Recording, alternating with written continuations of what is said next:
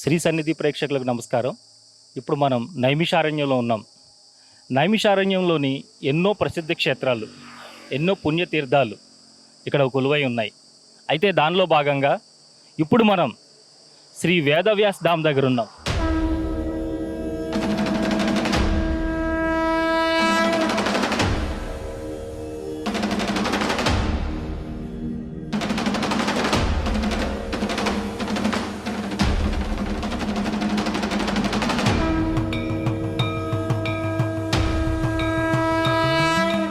వేదవ్యాసులు వారు వంశపరంపరంగా వస్తున్నటువంటి వారిచే నిర్మించబడినటువంటి ఈ వేదవ్యాస్ ధామ్లో శివశక్తి మహాయాగం గత 2 సంవత్సరాల నుంచి నిర్విఘ్నంగా కొనసాగుతూ ఉంది. అసలు ఈ యాగం ఏంటి, ఎంతమంది చేస్తున్నారు, ఈ యాగం యొక్క విశిష్టత ఏంటి, శ్రీ వేదవ్యాస్ ధామ్లో కొలువై ఉన్నటువంటి దేవతలు ఎవరు, వేదవ్యాస్ ధామ్ లోపల ఉన్నటువంటి గురువు ఎవరు అనే విషయాలన్నీ ఇప్పుడు మనం తెలుసుకుందాం. నాతో పాటు రండి.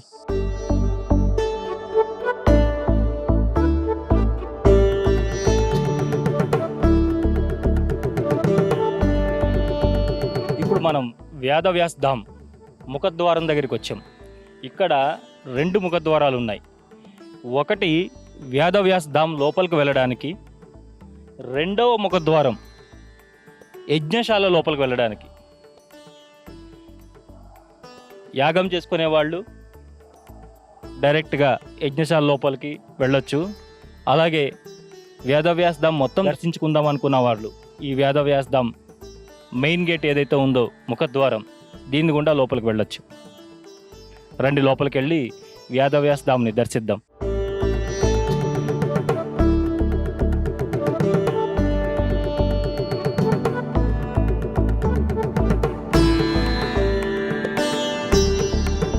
ఇప్పుడు మనం వేదవ్యాస్ ధామ్ మెయిన్ గేట్ దగ్గర ఉన్నాము.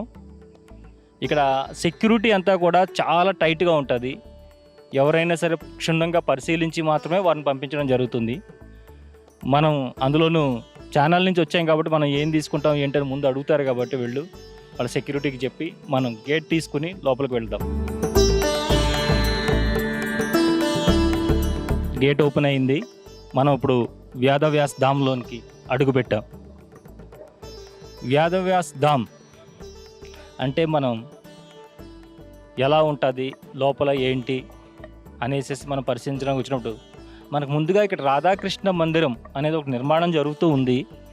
ఈ నిర్మాణం అనేది కరోనా వల్ల కొంచెం ఆగిందని ఇక్కడ తెలియజేయడం జరుగుతుంది. అయితే ఈ రాధాకృష్ణ మందిరం నిర్మాణం పూర్తయిన తర్వాత ఎలా ఉండబోతుంది అనేసి ఇక్కడ నమూనాలు కూడా పెట్టడం జరిగింది వాళ్ళు. మనం ఇప్పుడు ఆ నమూనానే చూస్తున్నాం.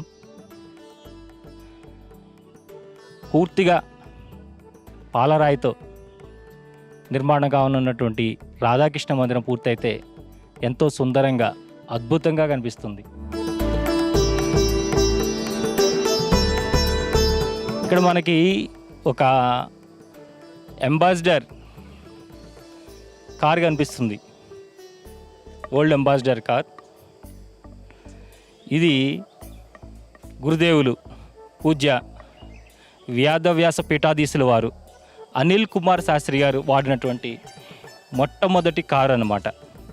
దీన్ని ఇంకా భద్రంగా ఉంచారు. అలాగే దీన్ని మాడిఫై చేసి ఇంకా మరలా దాన్ని వాడడానికి కూడా చూస్తున్నారని ఇక్కడ వాళ్ళు తెలియజేయడం జరుగుతుంది. గురువులు అనేవాళ్ళు ఏదైనా సరే వారితో పాటు ఉన్న వాటిని ఎంతో భద్రంగా, బాధ్యతగా చూసుకుంటారు.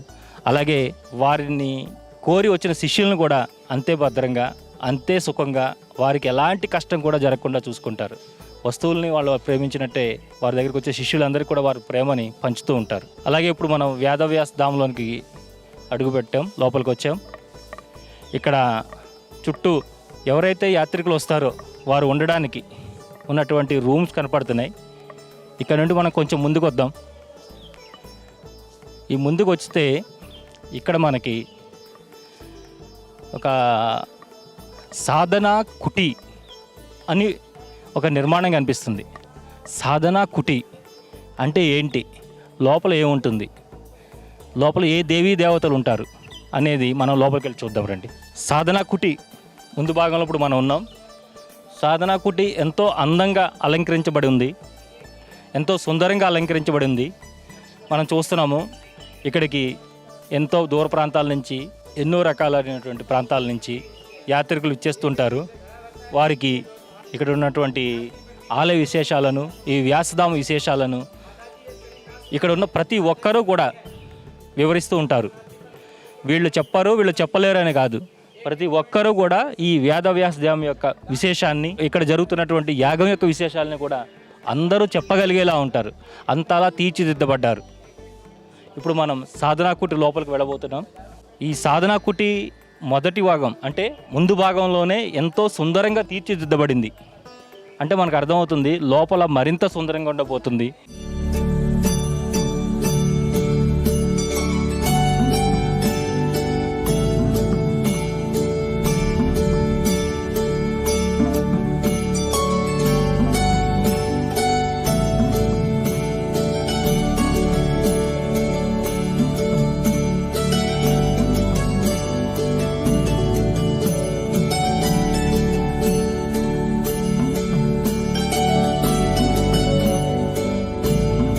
చూశారు కదా, మనం సాధనాకుటి లోపలికి వెళ్ళి చూసాము.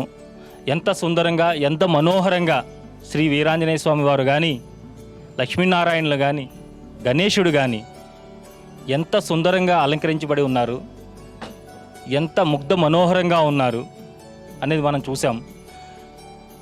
వారిని చూసినంతటనే మనం ఇక్కడ దాకా వచ్చినటువంటి పరిశ్రమ ఏదైతే ఉందో, శ్రమ ఏదైతే ఉందో అంత క్షణాల్లో దిగిపోతుంది. అంతలాగా మూర్తులు తీర్చిదిద్దబడ్డారు. అలాగే అక్కడ నిత్యం జరిగే పూజల్ని, అక్కడ జరిగేటటువంటి కార్యక్రమాలని ఇంతవరకు మనకి వారంతా కూడా చెప్పడం జరిగింది. మీరు వ్యాసధామ వచ్చినప్పుడు ఖచ్చితంగా సాధనాకుటి లోపలికి వెళ్ళండి. వెళ్ళి అక్కడ ఉన్నటువంటి ఆంజనేయ స్వామి వారిని, లక్ష్మీనారాయణ వారిని, అలాగే గణపతిని దర్శించండి. అక్కడ కాసేపు కూర్చుని ధ్యానించండి. సాధనాకుటి లోపల నుంచి మనం బయటకు రాగానే మన కుడి చేతి వైపు దాన్ కార్యాలయ్, అంటే ఇది మెయిన్ ఆఫీస్ అనమాట. ఇక్కడికి ఎవరైనా డొనేషన్స్ ఇచ్చేవాళ్ళు కానీ, లేదంటే ఇక్కడ ఉన్నటువంటి రూముల గురించి ఎంక్వైరీ చేసేవాళ్ళు కానీ, యాగంలో పాల్గొనడానికి వాళ్ళు ఏ విధంగా ఇక్కడ వీళ్ళని అప్రోచ్ అవ్వాలి అనే విషయాలన్నింటినీ కూడా ఇక్కడ తెలియజేస్తారు. మొత్తానికి వ్యాసధామానికి ఒక హృదయ భాగం ఈ దాన్ కార్యాలయం అని చెప్పచ్చు. దీన్ని మెయిన్ ఆఫీస్ అంటారు దీన్ని. ఈ ఆఫీస్లో అన్ని రకాలుగా, అంటే వచ్చిన యాత్రికులకి, ఇక్కడికి వచ్చినటువంటి భక్తులకి అన్ని రకాల సదుపాయాలని వాళ్ళు ఏర్పాటు చేయడము, అలాగే వారికి భోజన సదుపాయాలు, వసతి సదుపాయాలు, యాగంలో పాల్గొనడానికి రుసుము యొక్క వివరాలు, ఇలాంటివన్నీ కూడా ఇక్కడ తెలియజేస్తారు. ఇది కూడా, ఈ కార్యాలయం కూడా 24 గంటలు పనిచేస్తుంది. పొద్దుట పనిచేసి రాత్రి పని చేయకపోవడం కాదు, 24 గంటలు కూడా ఈ దాన కార్యాలయం పనిచేస్తుంది. కాబట్టి మీరు ఇక్కడికి వచ్చినప్పుడు మీకు ఎలాంటి సంశయం ఉన్నా, ఏమైనా తెలుసుకోవాలనుకున్నా డైరెక్ట్గా మీరు ఆఫీస్కి వెళ్ళండి. వెళ్తే వాళ్ళు మీకు అన్ని రకాల విషయాలు కూడా తెలియజేస్తారు.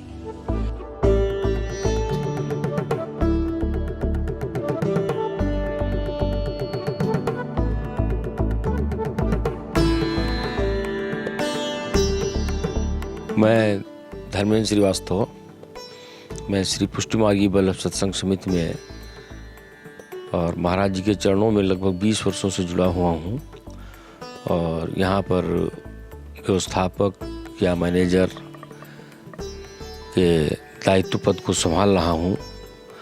और पिछले 20 वर्षों में जो हमको यहाँ का अनुभव लगा, तो हमारे महाराज जी बड़े ही सरल हृदय और यज्ञ अनुष्ठान हवन करने में उनको जो महारत हासिल है और जो उनको ज्ञान प्राप्त है, जो उनको दिव्य ज्ञान प्राप्त है, वो हमारी नैमिषारण्य की जो प्राचीन व्यासपीठ है, जहाँ पर श्री वेद व्यास जी ने 4 वेद 6 शास्त्र 18 पुराण और महाभारत की रचना की थी। तो हमारे महाराज जी श्री गुरु श्री व्यास पीठाधीश जी उस व्यास गद्दी के पीठाधीश हैं और व्यास जी के वंशज हैं। तो ये परंपरा पिछले 5000 वर्षों से चली आ रही है। हमारे महाराज जी उसी क्रम में इसका दायित्व निर्वहन करते हैं। अभी पिछले जब से कोरोना काल हुआ भारत देश में, तो हमारे महाराज जी ने 25 मार्च 2020 से यहाँ के ब्राह्मणों के लिए, यहाँ के लोगों की जीविका चलाने के लिए यज्ञ का माध्यम चुना। उन्होंने सोचा कि हमारे यहाँ के ब्राह्मण मंदिर और मठ चूँकि सब बंद हो गए हैं, तो ऐसे में वो अपने परिवार की जीविका कैसे चला पाएंगे। ऐसा विचार कर उन्होंने 25 मार्च 2020 से जप और अनुष्ठान का कार्यक्रम यहाँ पर किया और अनवरत करते रहे और उन ब्राह्मण परिवारों की जीविका चलाते रहे। आज भी चल रही है। हमारे यहाँ आश्रम में और आसपास नैमिष की भूमि में इतना कोरोना काल होते हुए भी एक भी कोरोना का केस यहाँ पर नहीं मिला, जबकि शासन और प्रशासन ने कई बार हम लोगों से कहा कि इस कोरोना काल में इस तरीके से यज्ञ आप कर रहे हैं, तो महाराज जी ने कहा नहीं, जहाँ पर यज्ञ हवन और अनुष्ठान होते हैं वहाँ पर ऐसे कोरोना जैसे असुर प्रवेश नहीं करते हैं। और महाराज जी का एक एक कथन सत्य निकला, एक भी कोरोना केस यहाँ पर नहीं मिला। अभी महाराज जी ने फिर 9-8 अक्टूबर 2022 तक जो यज्ञ श्री शिव शक्ति महायाग चल रहा है, इसका अनवरत निरंतर प्रतिदिन जो है आचार्यों के द्वारा हवन किया जाता है और महाराज जी के सानिध्य में सभी आचार्य दैनिक रूप से इस यज्ञ को कर रहे हैं, पूर्ण कर रहे हैं। हमारे यहाँ आने वाले बाहर से लोग जो टूरिज्म होते हैं, यात्री होते हैं, हमारे आश्रम की तरफ से, हमारे कार्यालय की तरफ से उनको विशेष प्रकार की सुविधाएं दी जाती हैं। जैसे उनको ठहरने के लिए उचित प्रबंध किया जाता है। हमारे यहाँ अन्य क्षेत्र नियमित रूप से चलता है, जिसमें आने वाले सभी कोई भी व्यक्ति हो, कहीं का भी हो, वो भोजन ग्रहण कर सकता है, प्रसाद ग्रहण कर सकता है, यहाँ पर रुक सकता है, यज्ञ हवन में भाग ले सकता है, जिसके लिए कोई भी शुल्क निर्धारित नहीं है। वो स्वेच्छा से अपने श्रद्धा सामर्थ्य के अनुसार जो भी यज्ञ अनुष्ठान हवन और आश्रम की सेवा के लिए देना चाहे वो दे सकता है। मैं एक निवेदन और करना चाहता हूँ कि हमारे दक्षिण भारतीय के जो लोग हैं, मैं उनको विशेष तौर पर इस यज्ञ हवन के लिए आमंत्रित करता हूँ और उनकी हर प्रकार से हमारी श्री पुष्टि मार्गी बल्लभ सत्संग समिति जो है उनकी सेवा के लिए तत्पर रहेगी। वो यहाँ आएँ, हमारे इस यज्ञ को देखें, इस आयोजन में भाग लें, जिससे कि उनको भी यहाँ का नैमिषारण्य का लाभ मिल सके, दर्शन लाभ मिल सके। और मैं दक्षिण भारतीय लोगों को विशेष तौर पर आमंत्रित करता हूँ, चूँकि वहाँ के लोग बहुत ही भक्तशील, हमने सुना है, होते हैं और यज्ञ अनुष्ठान में हमारे सनातन धर्मी लोगों में दक्षिण भारतीय लोग ज़्यादा ही कुछ विश्वास करते हैं। इसलिए मैं विशेष तौर पर उनको आमंत्रित करता हूँ। అలాగే ఇక్కడ చూడండి, మనం ఎవరైనా ఆఫీస్ దగ్గరికి వచ్చినప్పుడు ఎక్కడ కూర్చోబెడతామో, ఎలా కూర్చోబెడతామో అని చూస్తూ ఉంటుంటాం. కానీ ఇక్కడ ఈ వెయిటింగ్ హాల్స్ చూస్తే ఒక్కొక్క చోట ఎంతో అందంగా, అంటే ఎప్పుడో మన పెళ్ళిళ్ళకి లేదా పండగలకి అలంకరించుకుంటాం, కానీ ఇక్కడ అలా కాదు. ఈ వెయిటింగ్ హాల్స్ని కూడా సుందరంగా తీర్చిదిద్దారు. వచ్చిన వాళ్ళు ఇక్కడ కూర్చున్నప్పుడు వాళ్ళకి ఒక గొప్ప క్షేత్రానికి వెళ్ళాము అనే అనుభూతిని కలిగే విధంగా వీటిని తీర్చిదిద్దడం జరిగింది. ఈ ఆఫీస్కి ఎదురుగానే శ్రీ వేదవ్యాస్ ధామ్ అని ఉన్నది. అంటే వేదవ్యాస్ ధామ్ పీఠాధీశులు అనిల్ కుమార్ శాస్త్రి గారు ఉండేటటువంటి స్వగృహం ఇది. వారు కూడా అందరితో పాటే ఇక్కడే సాధారణమైన జీవితం, సాధారణంగా ఇక్కడికి వచ్చేటువంటి యాత్రికులకు, భక్తులకు ఎలాంటి రూములు అయితే ఇస్తుంటారో అలాంటి రూములు మాత్రమే వారు కూడా వాటిల్లోనే అవే బిల్డింగుల కింద ఆయన కూడా నివాసం ఉంటున్నారు. ఎంత అంటే వేదవ్యాస్ ధామ్ యొక్క పీఠాధీశులు అంటే నైమిషారణ్యంలో ఉన్నటువంటి అన్ని క్షేత్రాలకి అందరికీ కూడా ఒక పెద్ద లాంటి వారు అనమాట. అలాంటి ఆయన ఒక సాధారణమైన ఇల్లు మనం చూస్తాము. మన పీఠాధిపతులకు చాలామంది, కొంతమంది ఒక ఇంద్రభవనాలు తలపించి ఉంటాయి. అలాంటిది ఇంత గొప్ప క్షేత్రాన్ని, నైమిషారణ్యలో ఉన్నటువంటి వ్యాసధాముని నిర్మించి ఇంత గొప్ప యాగాన్ని చేస్తున్నటువంటి వ్యాస పీఠాధీశుల వారి యొక్క ఇల్లు ఎంత సాధారణంగా ఉన్నదంటే చూసిన వాళ్ళు కూడా చాలామంది ఆశ్చర్యపోతుంటారు. ఏంటి ఇక్కడ ఉంటారా గురువుగారు అని అడుగుతుంటారు. అవును, ఇక్కడే ఉంటారు గురువుగారు, ఆయన ఉండేది ఇక్కడే. మనకి ఇంకా చెప్పాలంటే పైన యాత్రికులకు ఉంటే రూముల్లో ఇంకా 2 ఏసీలు 3 ఏసీలు కూడా ఉంటాయేమో, కానీ ఇక్కడ ఆయన అంతా కూడా చాలా సాధారణమైన జీవితం, చాలా సాధారణంగా అందరూ ఉండే రూమ్స్లోనే ఉంటుంటారు. ఈ వ్యాస్ ధామ్నే కాకుండా మొత్తం నైమిషారణ్యాన్ని కూడా ఆయన నడిపించగలుగుతున్నారు. నైమిషారణ్యంలో ఏ ఒక్కరిని అడిగినా సరే అనిల్ కుమార్ శాస్త్రి గారు ఆయనే మాకు పెద్ద అని అందరూ తెలియజేస్తుంటారు. ఇప్పుడు ఈ వ్యాస పీఠాధీశు వారి స్వగృహాన్ని మనం చూసాం. అయితే వ్యాస పీఠాధీశుల వారు ఎక్కడ మనకి దర్శనం ఇస్తారు, ఎక్కడ ఆయన మన భక్తులతో మాట్లాడుతుంటారు అనే ప్రదేశానికి ఇప్పుడు మనం వెళ్దాం. ఇప్పుడు మనం వ్యాసధాంలోని యాగశాలకు వెళ్తున్నాం. ఇక్కడ అందరికీ ఆ యాగశాలకు వెళ్ళే మార్గం తెలియడం కోసమని యజ్ఞశాల జానేక మార్గ్ అని ఇక్కడ రాసి బోర్డులు పెట్టడం జరిగింది. మనం ఇంకేమాత్రం ఆలస్యం చేయకుండా యాగశాల వైపు పయనిద్దాం. రండి మీరు కూడా నాతో పాటు. ఇప్పుడు మనం శ్రీ శివశక్తి మహాయాగం జరిగేటటువంటి ప్రాంగణం యొక్క ముఖద్వారం దగ్గరికి వచ్చేసాము. ఇక్కడ పైన రాస్తుంది మనకి దాదాపుగా 30,29,000 సంవత్సరాల క్రితం ఇలాంటి యాగం జరిగిందంట. అంటే 30,29,000 సంవత్సరాల తర్వాత ఇలాంటి యాగాన్ని ఇప్పుడు ఇక్కడ నిర్వహిస్తున్నారు. అది 2019 నవంబర్లో మొదలైంది.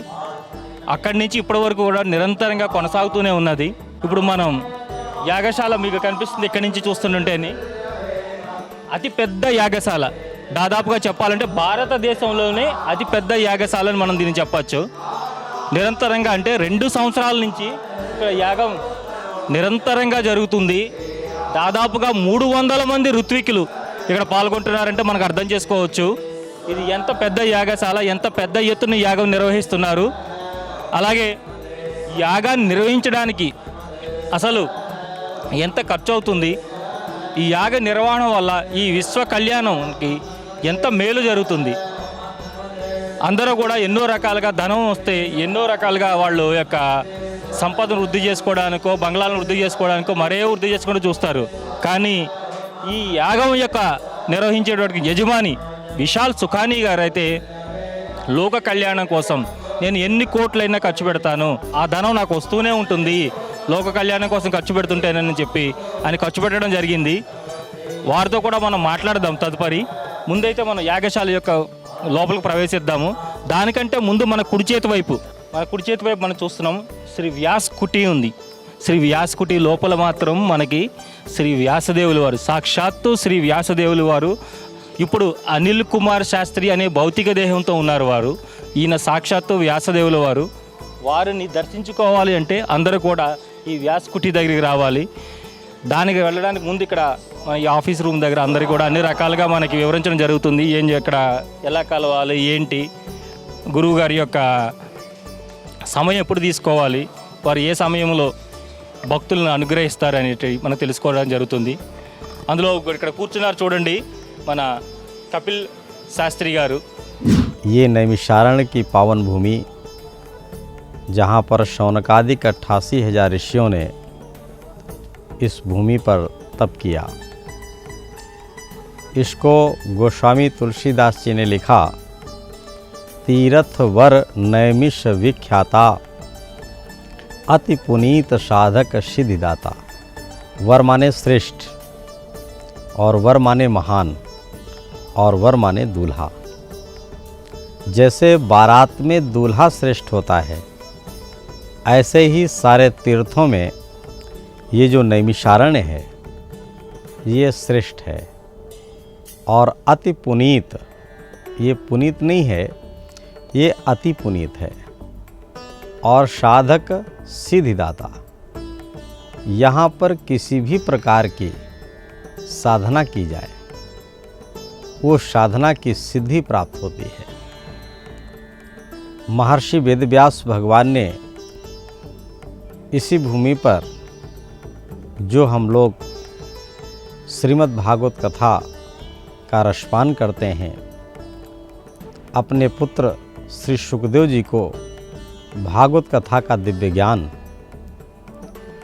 यहीं से प्रदान किया, जो राजा परीक्षित को शुक्रताल में श्रवण कराया था।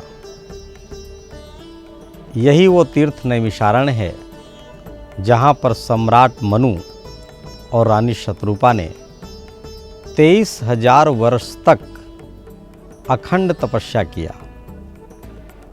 एक पैर दुई भुजा उठाए, रविशन मुख चितवहि मन लाए। एक पैर दोनों भुजाओं को उठाकर सूर्य के सामने खड़े होकर के ओम नमो भगवते वासुदेवाय मंत्र का जप करते हुए 23,000 वर्ष तक यहाँ पर तप किया। इनकी तपस्या को देख करके गोस्वामी जी ने लिखा है, विधि हरे हर तप देखिय पारा, मनु समीप आए बहुबारा। ब्रह्मा विष्णु महेश तीनों देवता एक बार इस पृथ्वी मंडल पर नहीं आए, लिख दिया बहुबारा, अनेकों बार आए और कहा, राजन आप कुछ वरदान मांग लो, हम आपकी तपस्या से प्रसन्न हैं। तो फिर भी यहाँ पर मनु और शत्रुपा ने कोई वरदान नहीं मांगा।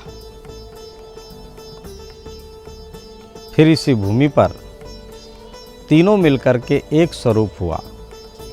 भगत वत्सल प्रभु कृपा निधाना, विश्ववास प्रगटे भगवाना। विश्ववास भगवान शंख चक्र गदा पद्म धारण होकर के दिव्य दर्शन दिया।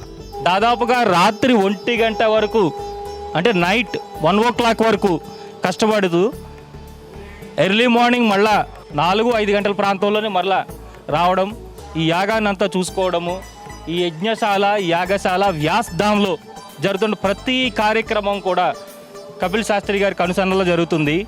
ఆయనకి ఈ పని చేస్తుంటే దొరికే ఆనందాన్ని ఆయన మాటల్లో మనం విన్నాం ఇంతకుముందు. ఎందుకంటే ఏదైనా సరే మన లోక కళ్యాణం కోసం పనిచేస్తుంటే మనకి శక్తి విశ్వం నుంచి అందుతుంది. విశ్వం నుంచి సూక్ష్మంలో ఉన్నటువంటి దేవతలు, సూక్ష్మంలో ఉన్న ఋషులు మునులు మనకు అందిస్తారు. కాబట్టి ఆయనకు ఆ శక్తి అందించాడు భగవంతుడు. కాబట్టి ఆయన నిరంతరం కూడా దీనికోసం కృషి చేస్తున్నారు. వ్యాసకుటి లోపలికి కూడా మనం వెళ్దాం ఒకసారి. గురువు గారి దర్శనార్థం వచ్చేటటువంటి భక్తుల కోసం దీన్ని ఏమనాలంటే వెయిటింగ్ హాల్ అనాలనుకుంటా. ఇక్కడ వారంతా కూడా ఆయన కోసం ఉంటారు. ఆఫీస్లో అపాయింట్మెంట్ తీసుకుంటారు. ఇక్కడ వచ్చే భక్తులకి ఏదో వేసాము కుర్చీలు, లేదంటే చాపలు వేసాము కూర్చోబెట్టాము అన్నట్టుగానే కాకుండా గురువుగారు ఎలాంటివైతే కూర్చోవడానికి ఉపయోగిస్తారో సోఫాలు కానీ కుర్చీలు కానీ, వారి కోసం వచ్చేటటువంటి భక్తులకు కానీ యాత్రికులకు కానీ అలాంటి సోఫాలు అలాంటి కుర్చీలు వారికి ఇక్కడ ఏర్పాటు చేయడం జరిగింది. ఇక్కడి నుంచి ఇక్కడ కూర్చున్న వాళ్ళని గురువుగారు వారి అపాయింట్మెంట్ల ద్వారా లోపల నుంచి చూసి పిలుస్తారు. పిలిచి ఈయన ఇక్కడ సెక్యూరిటీ, ఈయన ద్వారా వారిని లోపల పిలిపించుకుంటారు. లోపల పిలిపించుకున్న తర్వాత లోపల మనకి గురువుగారు దర్శనం ఇచ్చే స్థలం ఇప్పుడు మనం చూడబోతున్నాం. ఎందుకంటే వేదవ్యాస ధామంలోకి అడుగుపెట్టిన ప్రతి ఒక్కరికి కూడా ఇది ఒక కళ. గురువుగారి దర్శనం ఎప్పుడు జరుగుతుంది, గురువుగారి దర్శనం ఎప్పుడు జరుగుతుంది అని. అట్లాంటి ఆయన ఎక్కడ దర్శనం ఇవ్వబోతున్నారనే ప్రాంతానికి, అనే ఆ ప్రదేశానికి, ఆ గదిలోనికి ఇప్పుడు మనం ప్రవేశిస్తున్నాం. ఇది వ్యాసధాంలోని వేదవ్యాసుల వారు, సాక్షాత్తు వేదవ్యాసుల వారు అనిల్ కుమార్ శాస్త్రి గారు దర్శనమిచ్చే ప్రదేశం. వారు భక్తులకు వారి యొక్క అనుగ్రహ భాషణాన్ని ఇక్కడే అందజేస్తారు. ఇది వారు కూర్చునే స్థలం. ఇక్కడ వచ్చి ఆయన కూర్చున్న తర్వాత ఆయన సమక్షంలో ఆయన చెప్పే విషయాలు విని ప్రతి ఒక్కరూ కూడా సమ్మోహితులైపోతారు. ये जो यज्ञशाला है ये सौनकादिक ऋषियों की है और हमने जब इस स्थान की खुदाई कराई तो ये यज्ञशाला खुदाई में निकली।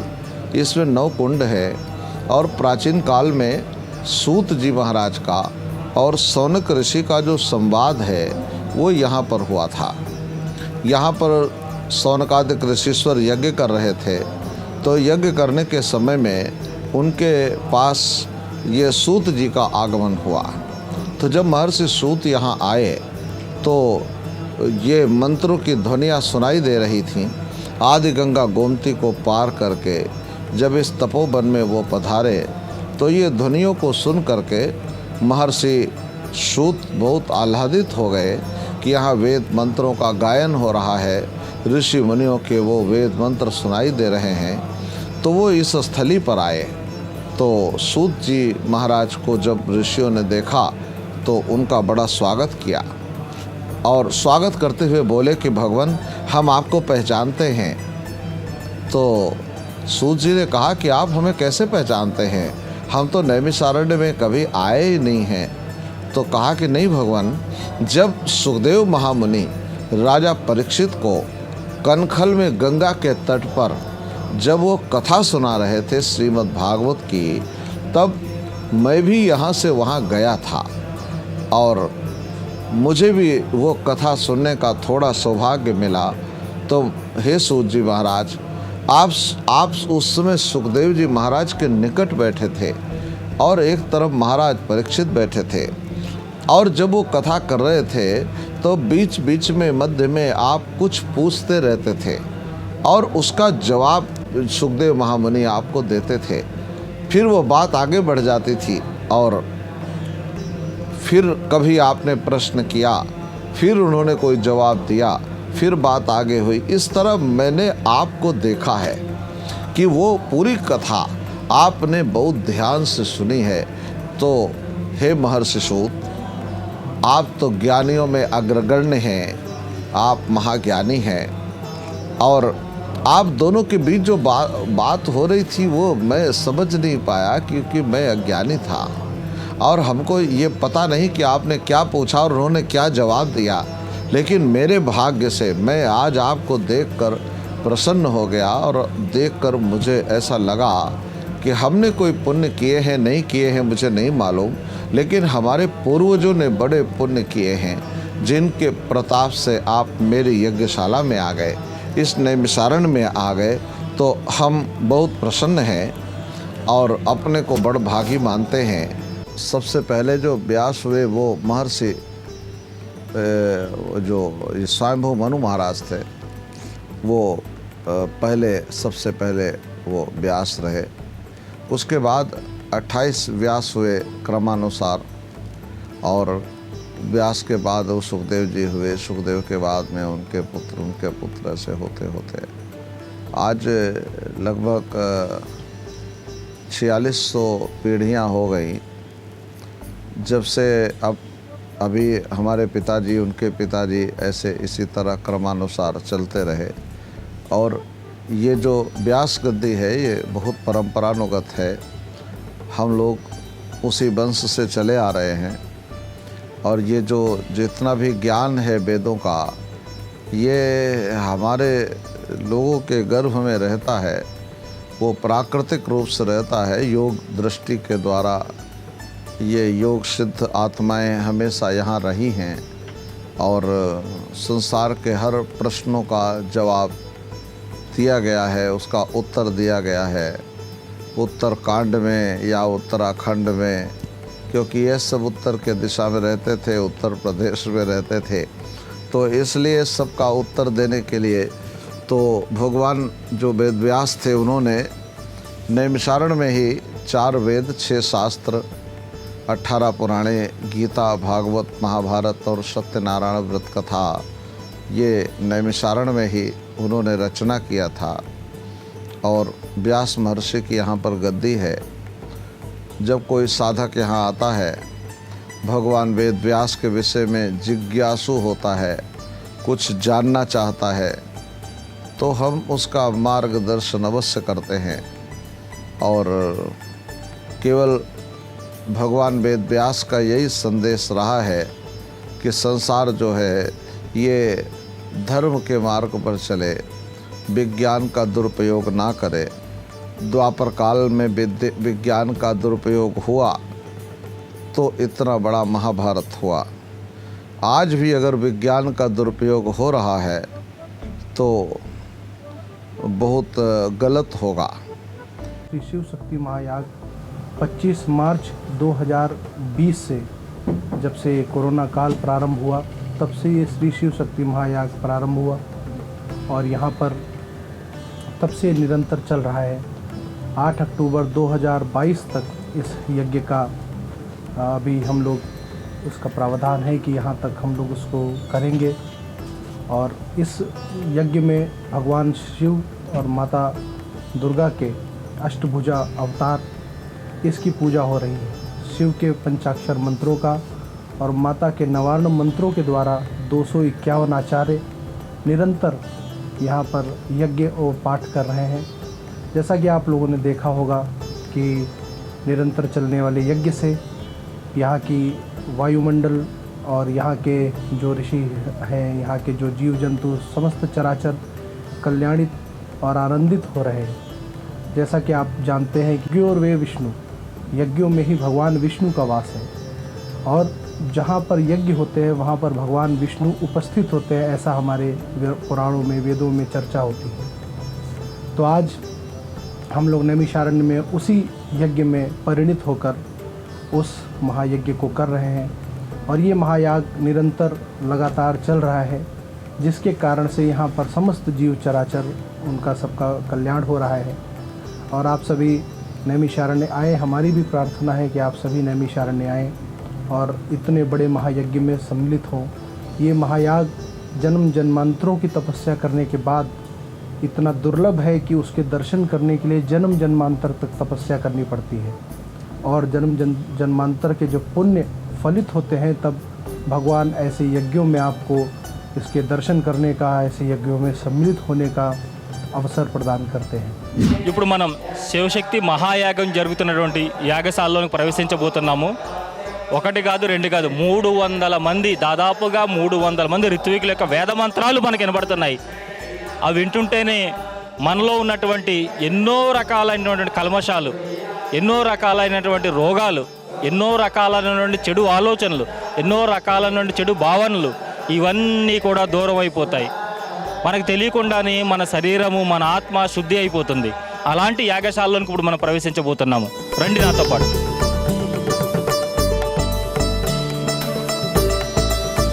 ఇప్పుడు మనం చూస్తున్నాం శివశక్తి మహాయాగ్. మనకు కనిపిస్తున్నారు ఆ ఫోటోలోని. ఆయనే సాక్షాత్ వేదవ్యాసుల వారు, అనిల్ కుమార్ శాస్త్రి గారు. అయితే ఈ యాగశాలకు ముందుగా ఇక్కడ మనం వేదవ్యాసుల వారి విగ్రహాన్ని మనం దర్శించుకోవచ్చు.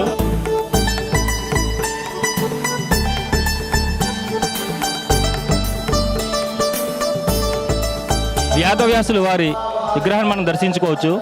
ఇది ఒక సజీవ మూర్తిలా కనిపిస్తుంది చూసిన వాళ్ళందరికీ కూడా. ఆయనే దగ్గరుండి ఈ యాగాన్ని జరిపిస్తున్నారు అనేట్టుగా ఉంటుంది. అందుకనే గత 2 సంవత్సరాల నుంచి నిరంతరాయంగా, నిర్విరామంగా, నిర్విఘ్నంగా ఈ యాగం సాగుతుంది.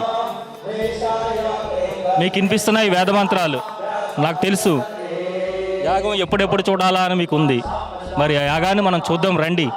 ఒకటి కాదు, రెండు కాదు, దాదాపు 300 మంది ఋత్వికులు, 9 యాగకుండాలు, అవి కూడా సూత మహర్షి, సౌనకాది మహామునులు ఎక్కడైతే యాగం చేశారో ఆ ప్రదేశాలను వెలికి తీసి అవే యాగకుండాలని ఇప్పటికీ ఉపయోగిస్తున్నారు. కాబట్టి అలాంటి యాగకుండాలను మనం దర్శించాలి. అంతమంది ఋత్వికుల వేదమంత్రాల మధ్య జరుగుతున్నటువంటి శివశక్తి మహాయాగాన్ని మనందరం తప్పకుండా వీక్షించాలి.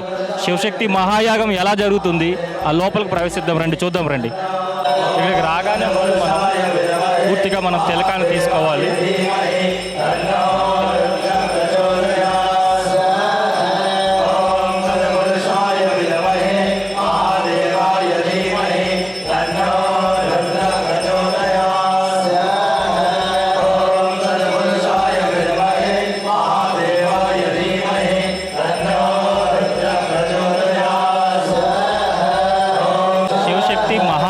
జరిగే ప్రాంగణంలోకి ఇప్పుడు మనం రావడం జరిగింది. ఈ మహా ప్రాంగణంలో ఇప్పుడు మనం చూస్తున్నాము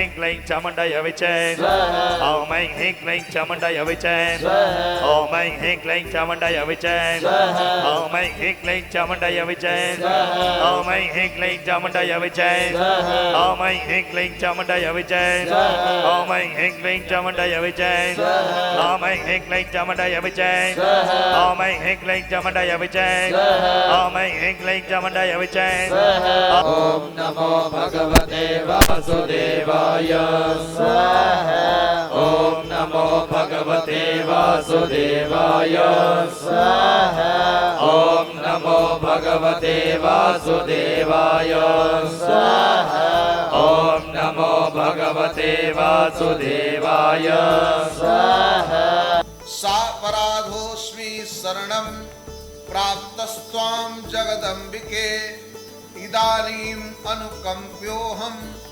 यथेच्छसि तथा कुरु अज्ञानात् विस्मृतेर्भ्रान्त्या यन्न्यूनम् अधिकं कृतं तत्सर्वं क्षम्यतां देवी प्रसीद परमेश्वरी कामेश्वरी जगन्माता सच्चिदानंद विग्रहे ग्रहाणार्चामि मां प्रीत्या प्रसीद परमेश्वरी गुह्याति गुह्य गोत्री त्वं ग्रहाणास्मत्कृतं जपम्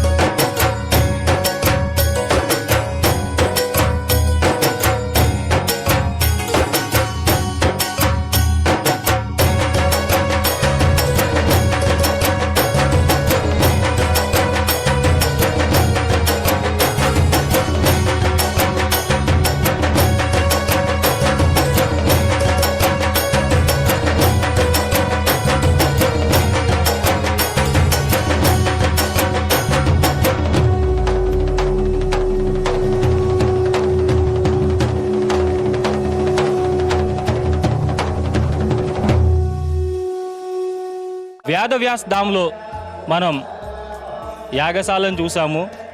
ఎంతో వైభవంగా నా భూతో నా భవిష్యత్ అన్నట్టుగా, అంటే దాదాపు 30,28,000 సంవత్సరాల తర్వాత జరుగుతున్నటువంటి ఈ శివశక్తి మహాయాగాన్ని ఎంత భారీ స్థాయిలో, ఎంత వైభవంగా, ఎంత శాస్త్రోక్తంగా వేద మంత్రాల ఉచ్చారణతో జరుగుతుందో మనం చూసాం. ఇక్కడ ఋతుకులే కాదండి, మీరంతా కూడా వచ్చి ఈ శివశక్తి మహాయాగంలో పాల్గొనవచ్చు. ఎందుకంటే ఇలాంటి అవకాశాలు మనకి ఎప్పుడూ రావు. జీవితంలో చాలా ఒక్కసారి మాత్రం వస్తాయి. అది కూడా 30 లక్షల సంవత్సరాల తర్వాత జరుగుతుంది ఈ యాగం అంటే మన ముందు తరాల వాళ్ళు ఎవ్వరికీ ఈ అవకాశం వచ్చి ఉండదు. ఇప్పుడు ఈ యాగం జరిగే సమయంలో మనం జీవించి ఉన్నాము కాబట్టి మనం ఖచ్చితంగా వచ్చి ఈ యాగంలో పాల్గొనాలి. ఈ యాగ శక్తిని, ఈ యాగంలోంచి వెలువడే విశ్వశక్తిని మనం తీసుకోవాలి. అలాగే ఈ విశ్వ కళ్యాణం కోసం మనం పాటుపడాలి. ఈ యాగశాలకు ఆనుకునే ఇక్కడ ఉన్నటువంటి ఋత్వికులు కావచ్చు, యాత్రికులు కావచ్చు, భక్తులు కావచ్చు, వాళ్ళందరికీ ఆహార సదుపాయం కోసం ఒక పెద్ద క్యాంటీన్ ఏర్పాటు చేయడం జరిగింది. ఇదంతా కూడా ఉచితమేనండి. ఇక్కడ ఎవరికి డబ్బులు ఇచ్చే అవసరం లేదు. మీరు ఇక్కడికి రావచ్చు. మీరు కావాల్సినటువంటి ఉదయం వస్తే అల్పాహారం ఉంటుంది, మధ్యాహ్నం భోజనము, అలాగే రాత్రి భోజనం.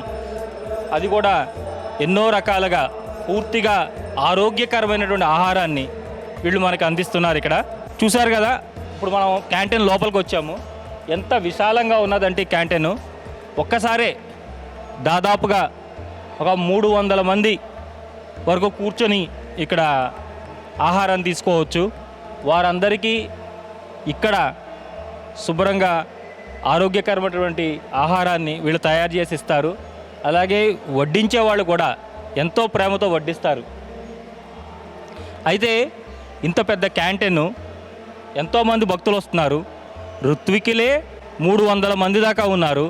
అలాగే ప్రతిరోజు వచ్చే భక్తులు అంటే రోజుకు 1000 మంది యాత్రికులకు ఇక్కడ అల్పాహారం అయితేనేమి భోజన సదుపాయం ఏంటి కల్పించడం జరుగుతుంది.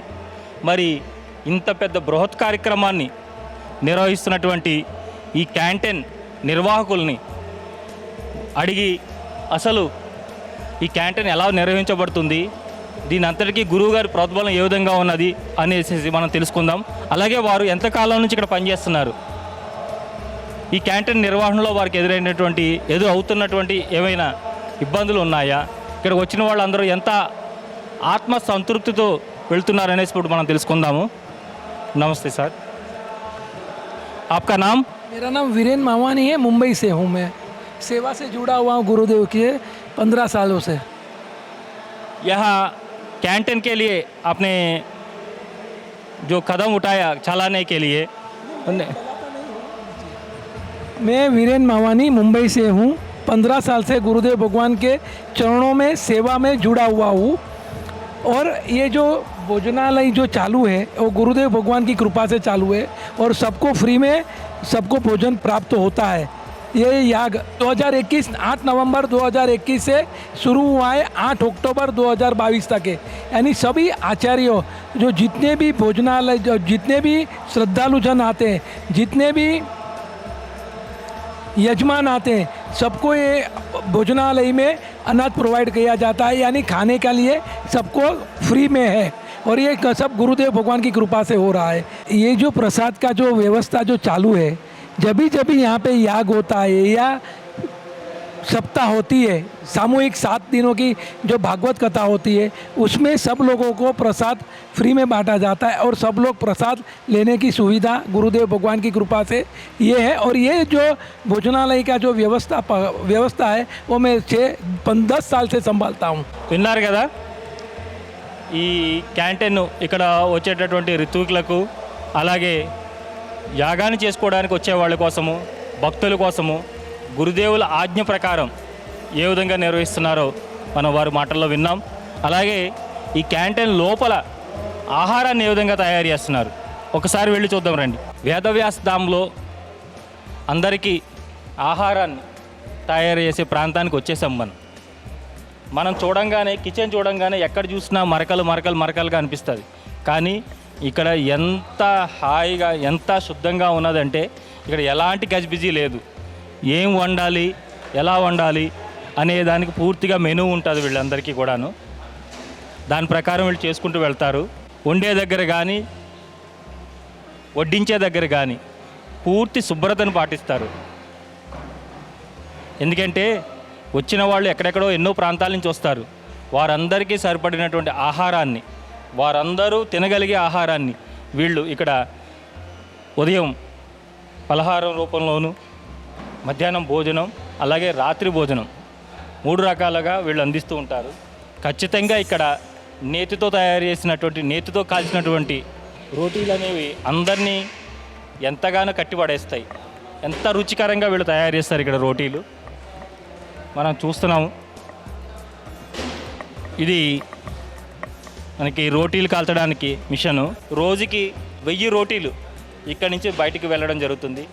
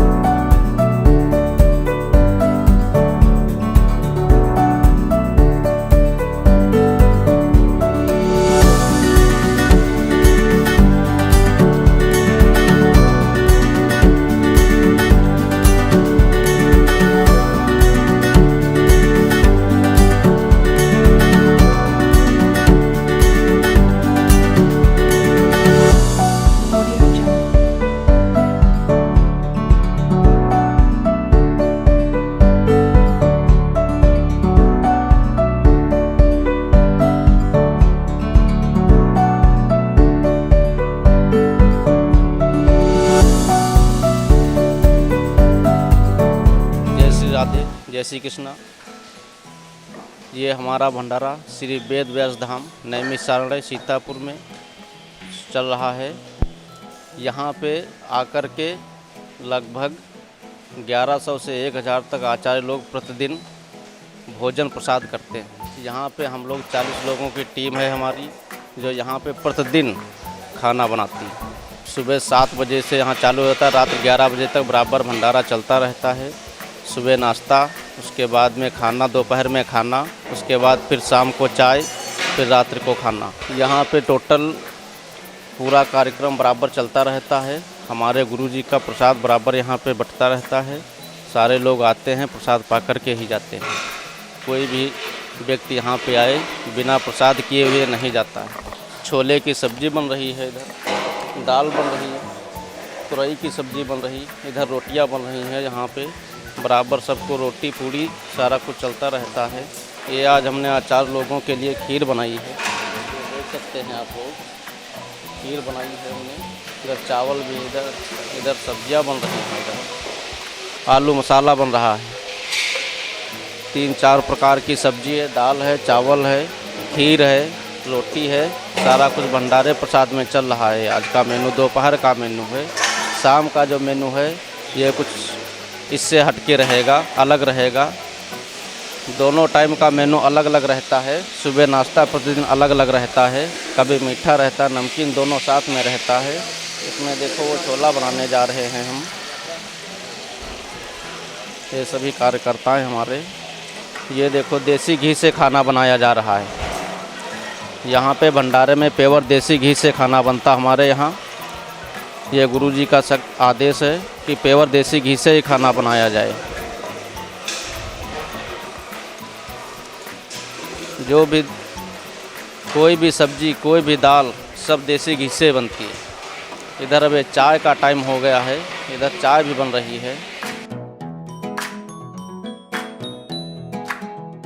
ये देखो, इधर चाय आचार्य लोगों के लिए चाय छनी जा रही है।